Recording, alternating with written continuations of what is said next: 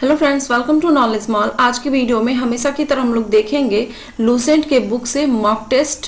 तो ये जो आज का पेज नंबर है वो है 116 से लेकर के 124 पेज नंबर तक, और ये आज हो जाएगा हम लोगों का ज्योग्राफी खत्म।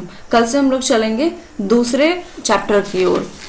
तो चलिए देखते हैं क्वेश्चन इसका। पहला क्वेश्चन है कि निम्न में से कौन सा भारत का जहाज निर्माण और मरम्मत का सबसे बड़ा शिपयार्ड है।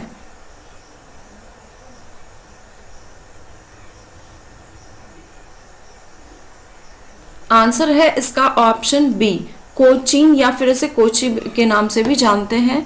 तो कोचीन शिपयार्ड की स्थापना जो हुई थी वो 1972 में हुई थी, और इसका मुख्यालय जो है कोची है, और यह भारत का जहाज निर्माण और मरम्मत का सबसे बड़ा शिपयार्ड है। निम्न बंदरगाहों में से कौन सा एक मुक्त व्यापार क्षेत्र है।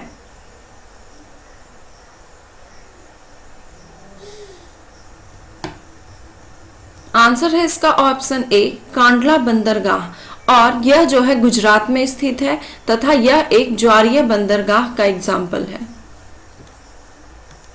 डॉल्फिन नोच नामक चट्टान के पीछे कौन सा बंदरगाह है।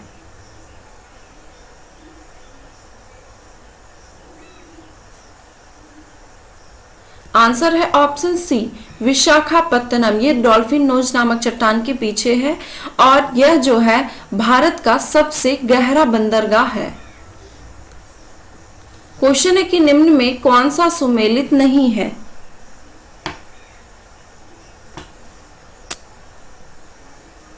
आंसर है इसका ऑप्शन ए, यहाँ पे दे दिया गया है चेन्नई भारत का सबसे गहरा बंदरगाह। तो ये गलत है, क्योंकि अभी मैंने जस्ट बताया कि भारत का सबसे गहरा बंदरगाह जो है वो है विशाखापत्तनम।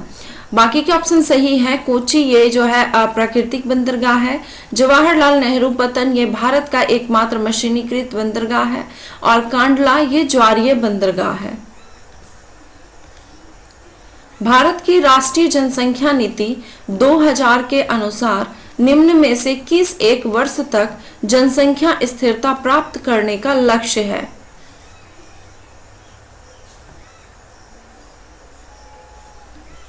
आंसर है इसका ऑप्शन सी, 2045 तक।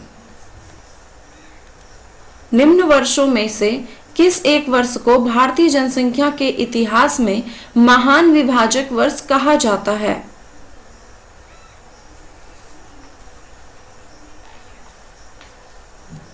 आंसर है इसका ऑप्शन ए, 1921 को। 1921 को भारतीय जनसंख्या के इतिहास में महान विभाजक वर्ष माना जाता है। वो इसलिए कि 1911 से 21 तक के दौरान जो जनगणना हुई थी उसमें 10 की वृद्धि ऋणात्मक रही थी, और इसी कारण से 1921 को विभाजक वर्ष की संज्ञा दी गई है। निम्न कथनों में से कौन सा कथन सत्य है।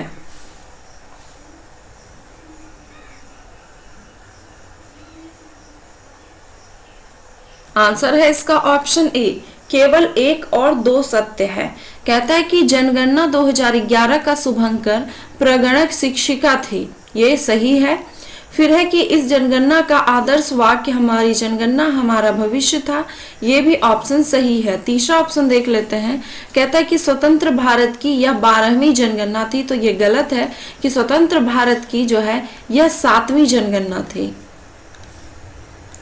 भारत में नियमित जनगणना की शुरुआत लॉर्ड रिपन के शासनकाल में डैश में हुआ।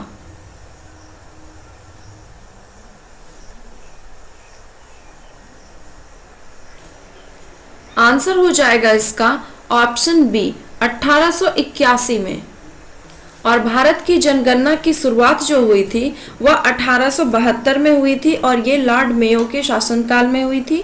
और नियमित जनगणना, या फिर इसे आप कह सकते हैं 10 की जनगणना, मतलब प्रत्येक 10 साल में जो होने लगा, ये नियमित जनगणना की शुरुआत जो हुई 1881 में हुई और लॉर्ड रिपन के शासनकाल में हुई। स्वतंत्र भारत की पहली जनगणना 1951 के समय जनगणना आयुक्त निम्न में से कौन थे।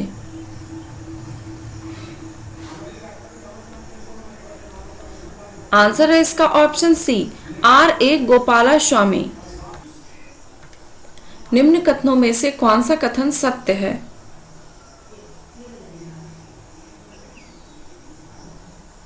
आंसर है इसका ऑप्शन सी, दोनों ही कथन सत्य हैं।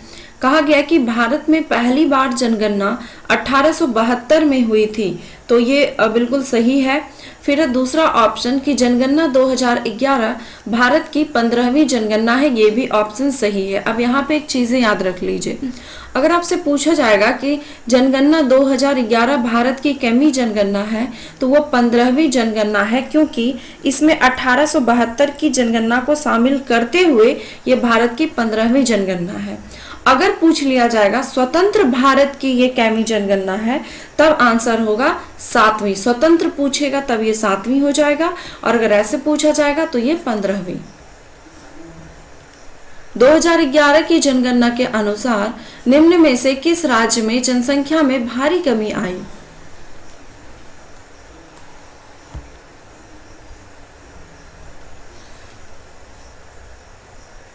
आंसर है इसका ऑप्शन डी, नागालैंड में। नागालैंड की 2011 की जनगणना में नागालैंड की 10 की वृद्धि दर जो रही वो ऋणात्मक रही, और ये भी याद रख लीजिए क्योंकि ये भी बहुत बार पूछा जा सकता है आपसे कि ऋणात्मक रही कितनी, तो -0.6%। 2011 की जनगणना के अनुसार भारत में जनसंख्या घनत्व कितना है? आंसर है इसका ऑप्शन सी, 382 व्यक्ति प्रति वर्ग किलोमीटर। और ये मतलब कि पिछले बार जो जनगणना में था तो वो था 325 व्यक्ति प्रति वर्ग किलोमीटर, उससे बढ़कर हो गया 382 व्यक्ति प्रति वर्ग किलोमीटर। वर्ष 2011 की जनसंख्या के अनुसार भारत में प्रति 1000 पुरुषों पर स्त्रियों की संख्या कितनी है?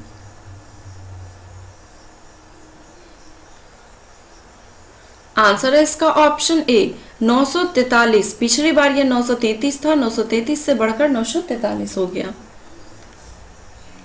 2011 की जनगणना के अनुसार सर्वाधिक जनसंख्या घनत्व वाले घटते क्रम में राज्य हैं, मतलब कि आपको सबसे ज्यादा किसका जनघनत्व है, फिर उससे कम, फिर उससे कम, इस तरीके से आपको लिखना है। आंसर है इसका ऑप्शन बी, बिहार, पश्चिम बंगाल, केरल और उत्तर प्रदेश। 2011 की जनगणना के अनुसार बिहार का जनसंख्या की दृष्टि से भारतीय राज्यों में कौन सा स्थान है?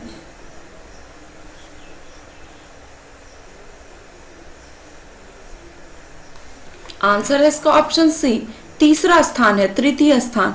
प्रथम स्थान है उत्तर प्रदेश का, दूसरा स्थान है महाराष्ट्र का, तीसरा है बिहार का और चौथा पश्चिम बंगाल का।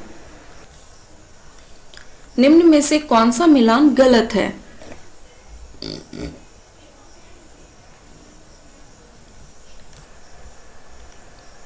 आंसर हो जाएगा इसका ऑप्शन बी। यहाँ पे पूछा गया था कौन सा मिलान गलत है, तो यहाँ पे दिया गया है कि इडुक्की परियोजना रिहंद नदी पर है, जो कि गलत है, क्योंकि इडुक्की परियोजना ये पेरियार नदी पे केरल में है। बाकी के 3 ऑप्शन सही हैं। नागार्जुन सागर परियोजना कृष्णा नदी पर, हिडकल परियोजना घाटप्रभा नदी पर और दुलहस्ती परियोजना चिनाब नदी पर अवस्थित है। भारत का सबसे बड़ा राष्ट्रीय उद्यान निम्नलिखित में से कौन सा है?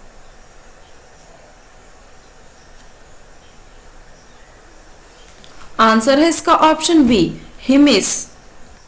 भारत का सबसे बड़ा राष्ट्रीय उद्यान हिमिस है और ये जो है लेह जनपद में अवस्थित है। भारत का प्रथम राष्ट्रीय उद्यान जिम कॉर्बेट पार्क से कौन सा नदी बहती है?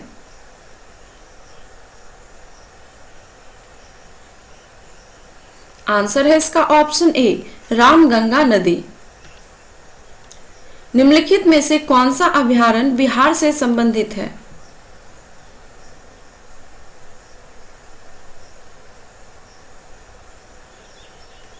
आंसर है ऑप्शन ए, कैमूर वन्य जीव अभयारण्य, ये बिहार में है।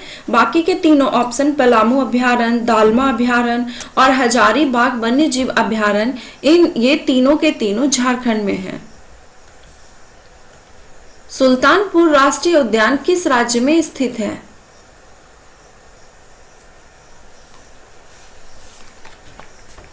आंसर है इसका ऑप्शन सी, हरियाणा में। सुल्तानपुर राष्ट्रीय उद्यान ये हरियाणा के गुरुग्राम जिले में स्थित है। सोमपेन जनजाति का संबंध किस राज्य या केंद्र शासित प्रदेश से है?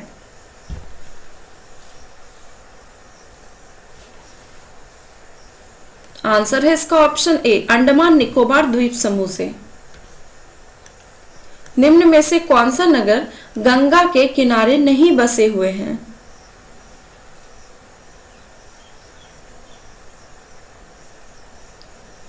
आंसर है इसका ऑप्शन बी, मथुरा। मथुरा गंगा के किनारे नहीं बल्कि ये यमुना नदी के किनारे बसा है। बाकी के तीन ऑप्शन हरिद्वार, कानपुर, वाराणसी, ये सभी के सभी गंगा नदी के किनारे बसे हुए नगर हैं।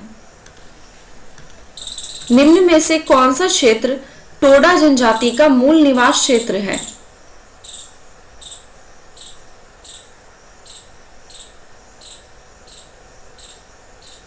आंसर है इसका ऑप्शन सी, नीलगिरी पहाड़ियां। विश्व का सर्वाधिक ऊंचाई पर अवस्थित बाघ रिजर्व निम्न में से कौन सा है?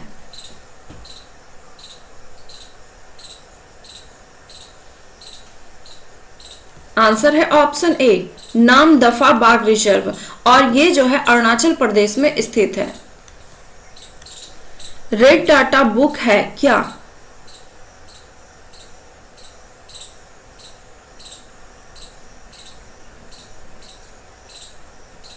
आंसर है ऑप्शन बी, संकटग्रस्त पेड़ पौधे एवं पशु पक्षियों की जानकारी से संबंधित है रेड डाटा बुक। ये जो है मतलब कि रेड डाटा बुक में ऐसे पशु पक्षी या फिर मतलब पेड़ पौधे के बारे में जानकारी दी गई रहती है जो कि विलुप्त होने के कगार पर हैं। सर्वप्रथम किसने जनजातियों के लिए आदिवासी शब्द का प्रयोग किया था?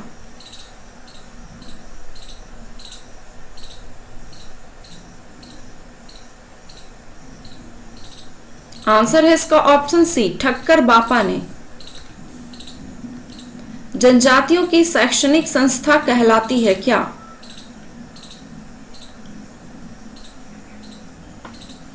आंसर है ऑप्शन डी, युवा गृह। 2011 के जनगणना के अनुसार जनजातियों की जनसंख्या संपूर्ण भारत की जनसंख्या का कितना प्रतिशत है?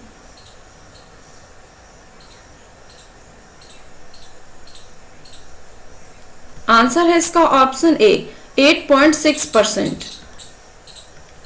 विश्व का एकमात्र तैरता हुआ राष्ट्रीय पार्क निम्न में से कौन सा है?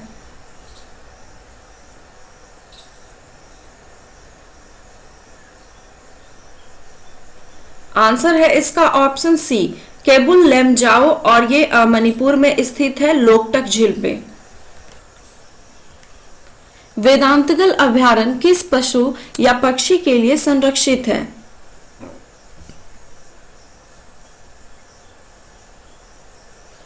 आंसर है इसका ऑप्शन बी, जलीय पक्षी के लिए, और ये तमिलनाडु में स्थित है। भारत का राष्ट्रीय जलमार्ग 2 किस नदी पर तथा किन दो स्थानों के बीच जोड़ मतलब कि पड़ता है?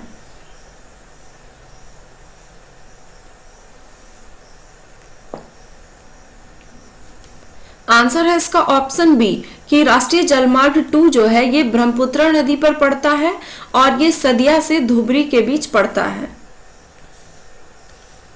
भीतरकनिका नेशनल पार्क किस राज्य में स्थित है?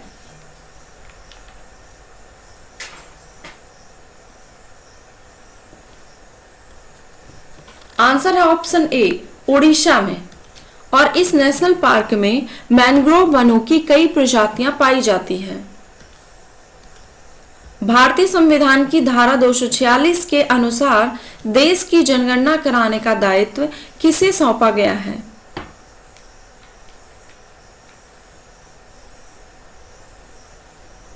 आंसर है ऑप्शन बी, संघ सरकार को। वीर सावरकर अंतर्राष्ट्रीय हवाई अड्डा निम्नलिखित में से कहां है?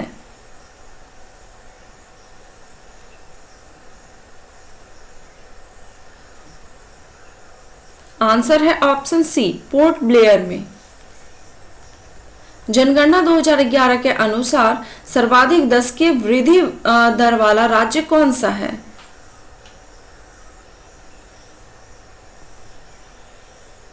आंसर है option B, Meghalaya. Project tiger की शुरुआत कब हुई?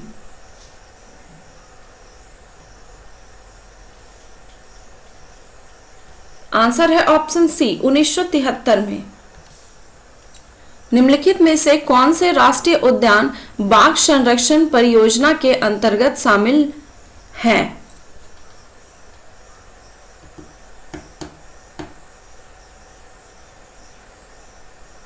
आंसर है इसका ऑप्शन डी। यहाँ पे पूछा गया था कि बाघ संरक्षण परियोजना के अंतर्गत शामिल है, तो इसमें से शामिल है 1, 3 और 4। 1, 3, 4 में है बांधवगढ़ और सरिस्का वन्य जीव अभ्यारण्य और मानस राष्ट्रीय उद्यान। ये सभी जो है, ये सभी राष्ट्रीय उद्यान बाघ संरक्षण परियोजना के अंतर्गत शामिल है, जबकि दच्छीग्राम जो है ये इसके अंतर्गत शामिल नहीं है। दच्छीग्राम राष्ट्रीय उद्यान को हंगुल या फिर कश्मीरी हिरन का घर भी कहते हैं। निम्नलिखित में से भारत के किस एक केंद्र शासित प्रदेश की महिला साक्षरता दर सर्वाधिक है? ये 2011 की जनगणना के अनुसार।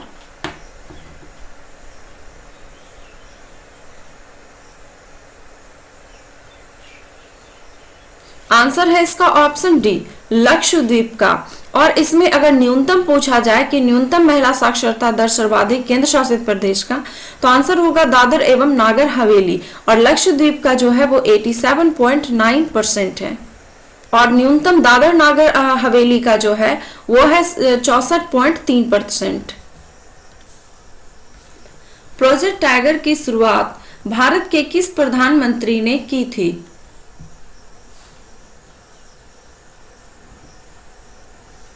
आंसर है इसका ऑप्शन ए, इंदिरा गांधी ने किया था, और इसकी शुरुआत जो हुई थी 1973 में।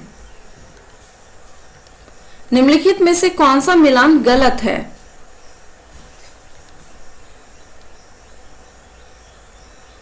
आंसर है इसका ऑप्शन बी, पहाड़ी की मल्लिका। ये सब भौगोलिक नाम है और ये उनसे संबंधित शहर है। तो पहाड़ी की मल्लिका यहाँ पे दिया गया कि मध्य प्रदेश को, ये गलत है, क्योंकि ये आंसर हो जाएगा इसका नेतरहाट। पहाड़ी की मल्लिका नेतरहाट। और फिर बाकी के ऑप्शन सही है। साल्ट सिटी ये गुजरात से संबंधित है।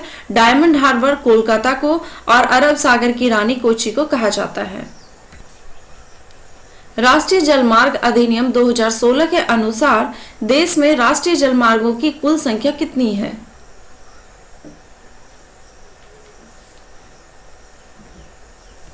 आंसर है ऑप्शन बी, 111। निम्न में से कौन सा बंदरगाह रसायनों के निपटान हेतु स्थापित किया गया था तथा इसे रसायन बंदरगाह के नाम से जाना जाता है?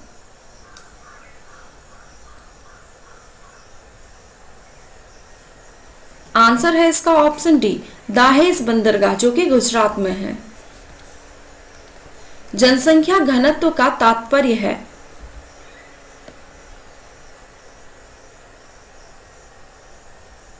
आंसर है इसका ऑप्शन ए, कुल जनसंख्या बटे कुल क्षेत्रफल। और ये जो है जनसंख्या घनत्व निकालने का फॉर्मूला है कुल जनसंख्या बटे कुल क्षेत्रफल। निम्न में से कौन न्यूनतम जनसंख्या वाले राज्य हैं?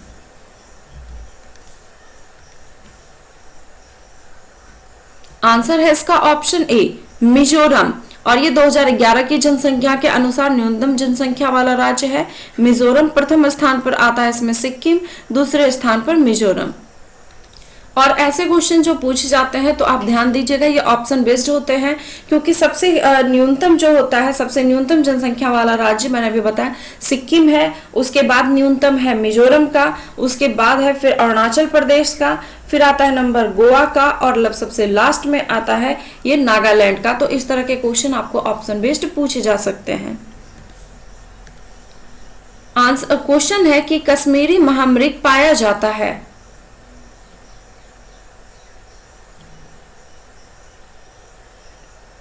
आंसर है इसका ऑप्शन बी, दच्छीग्राम राष्ट्रीय उद्यान को।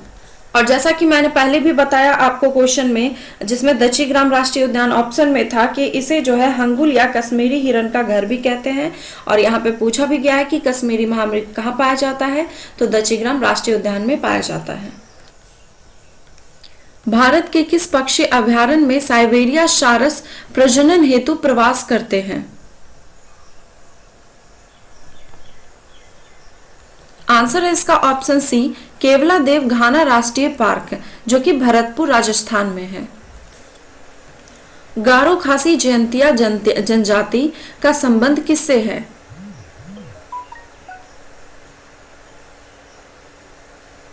आंसर है इसका ऑप्शन डी, मेघालय से। अंतरराष्ट्रीय रेड डाटा बुक IRBD की कल्पना किसने की थी? आंसर है option B, sir Peter Scott ने।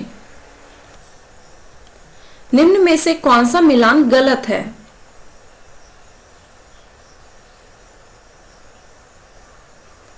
आंसर है इसका ऑप्शन बी, यहाँ पे पर्वतीय नगर दिए गए हैं और उससे संबंधित राज्य दिए गए हैं।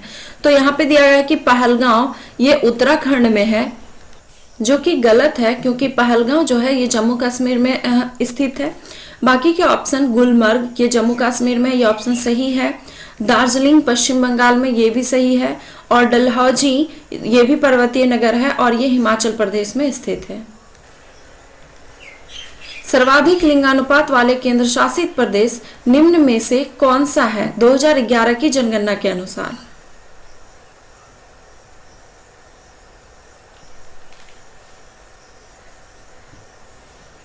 आंसर हो जाएगा इसका ऑप्शन सी, पुदुचेरी। और यहाँ पे पूछा गया था कि सर्वाधिक लिंगानुपात वाला, तो आंसर हो जाएगा पुदुचेरी। और सबसे न्यूनतम अगर पूछा जाएगा तो आंसर हो जाएगा दमन एवं दीव। तो ये थे 50 क्वेश्चंस के सेट। आई होप कि सेट आपको पसंद आया होगा, स्कोर भी काफी अच्छे रहे होंगे। तो अगर वीडियो पसंद आया तो प्लीज एक लाइक, कमेंट एंड शेयर करना ना भूलें। और हाँ, अगर आपको इसकी PDF चाहिए तो हमारे वेबसाइट पे दे दी जाएगी, वहां से आप चाहे तो इसे डाउनलोड कर सकते हैं। धन्यवाद।